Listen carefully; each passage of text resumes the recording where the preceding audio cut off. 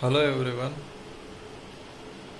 In the continuation of this topic, gastrointestinal embryology, so I will firstly discuss about ventral wall defects. What is ventral wall defect? The developmental defects due to failure of rostral fold closure, that is sternal defects, that is ectopia cordis, and next failure of lateral fold closure. So in this omphalocele and gastrocysts, and the next one is the failure of caudal fold closure. In this bladder extrophy is present. So I repeat the ventral wall defects. The developmental defects due to failure of rostral fold closure, lateral fold closure, caudal fold closure. In the rostral fold closure, sternal defects occurs, that is ectopia cordis, and in lateral fold closure, omphalocele and gastrocysts. In caudal fold closure, bladder extrophy occurs. So, what is gastrocysts? Gastrocysts means etiology, extrusion of abdominal contents through the abdominal folds, typically in the right side of umbilicus. So, it is not covered by peritoneum or amnion. So what are the associations? It is not associated with any chromosomal abnormalities. So coming to etiology of omphalocele, it is a failure of lateral walls to migrate at my umbilical ring, and that ultimately leads to persistent midline herniation of abdominal contents into umbilical cord. I repeat, gastrocysts means extrusion of abdominal contents through abdominal folds, typical right of umbilicus, whereas omphalocele means failure of lateral walls to migrate at umbilical ring, persistent midline herniation of abdominal contents into umbilical cord. So coming to coverage, it is surrounded by peritoneum, omphalocele, whereas gastrocysts, it is not covered by peritoneum or amnion.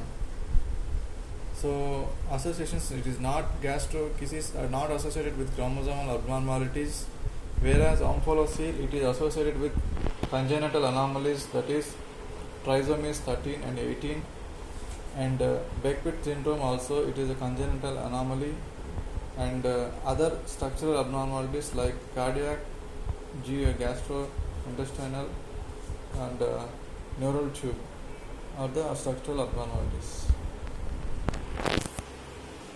So I repeat, gastrocysts etiology is extrusion of abdominal contents through abdominal folds, and omphalocele means failure of lateral walls to migrate at umbilical ring, that ultimately persistent midline herniation of abdominal contents into umbilical cord. Gastrocysts, it is not covered by peritoneum or amnion.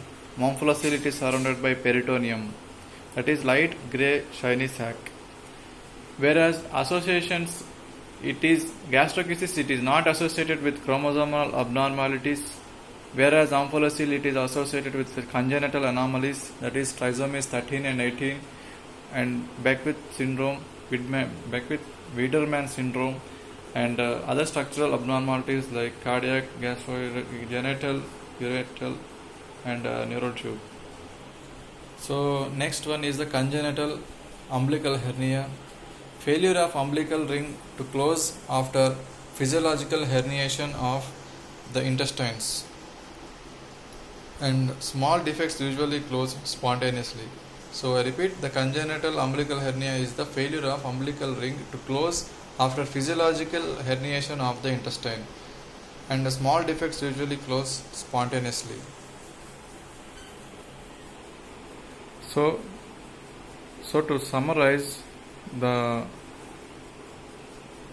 topic, ventral wall defects, it is the developmental defect due to failure of rostral fold closure, that is sternal defects, and lateral fold closure, omphalocele, gastrocysts, caudal fold closure, bladder extrophy.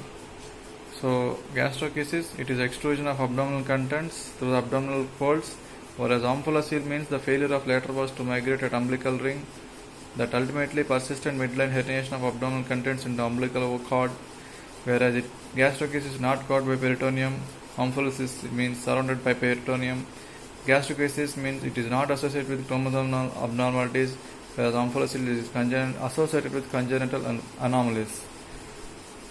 Whereas congenital umbilical hernia means failure of umbilical ring to close after physiological herniation of the intestines. The small defects usually close spontaneously. So, next one is the tracheoesophageal anomalies. It is very important anomaly for the students and as well as for preparing for NEET exam as well as competitive exams. What is the tracheoesophageal anomalies? It is a esophageal atresia with distal tracheoesophageal fistulas, that is TEF, is the most common, that is 85%, and often presents as polyhydramnios in utero due to inability of fetus to swallow amniotic fluid. So I repeat, it is the esophageal atresia with distal tracheoesophageal fistulas. It is the most common, 85%. Often presents as polyhydramnios in utero due to inability of fetus to swallow amniotic fluid. So in this, neonates drool, choke and vomit with first feeding. Tracheoesophageal fistulas allow air to enter stomach. And cyanosis is the secondary to laryngospasm to avoid reflex related aspiration. So I repeat, tracheoesophageal anomalies. It is a esophageal atresia with distal tracheoesophageal fistula. It is the most common, 85%, and often presents as polyhydramnios in utero due to inability of fetus to swallow amniotic fluid. Neonates drool, choke and vomit with first feeding. TEFs allow the air into stomach. Cyanosis is secondary to laryngospasm to avoid reflex related aspiration. What is the clinical test? Failure to pass nasogastric tube into the stomach. It is the clinical test. Failure to pass nasogastric tube into the stomach. So in this, the first diagram, trachea is on the left side and esophagus is present to the right side. So it is the normal anatomy. So in the pure esophageal atresia, here the esophagus gets constricted, so we call them as atresia or stenosis. So in this diagram, it is a pure tracheoesophageal fistula, means from esophagus is connected to trachea. Trachea and esophagus both forms as a fistula. So it is the H type. We call them as H type of fistulas, tracheoesophageal fistulas. So in this diagram, so you can see the esophageal atresia here and tracheoesophageal fistula here. So it is a esophageal atresia with distal tracheoesophageal fistulas. It is the most common type.